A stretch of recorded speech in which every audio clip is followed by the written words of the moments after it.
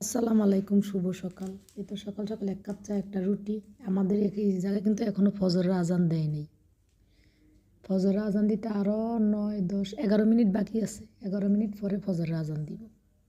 সারা রাত একটু ঘুমাইতে পারিনি, প্রচুর মাথা ব্যথা। ওষুধ খাইছি, তারপরে মাথা ব্যথা কমতেছে না। আগে তো ওষুধ খাইলে মাথা ব্যথা কমে যেত, কিন্তু আজকে 2 দিন ধরে মাথা ব্যথাটা কমতেছে না। আসলে 2 দিন ধরে একটু কাজের প্রচুর চাপ হয়ে যাইতেছে। বাইরের কাজ, বাড়ির ভিতরের কাজ। বাইরের কাজ বলতে হইলো যে আমাদের যে বাউন্ডারিটা আছে না বড় বাড়ির, এই বাউন্ডারির যে কিনার দিয়া বড় বড় গাছ হয়েছে, কাটা কাটা গাছটি, ওই গাছটি আর কি কাছি দিয়া কাটলে মনে করো ওঠে না, গোড়াটি এমন শক্ত, ওটি মনে করো কোদাল দিয়ে কোবায় কোবায় ফেলাইতে হয়। তো 2 দিন ধরে পরিষ্কার করতেছি, 2 দিন 3 দিন ধরে পরিষ্কার করতেছি, আরও 2-3 দিন লাগবে।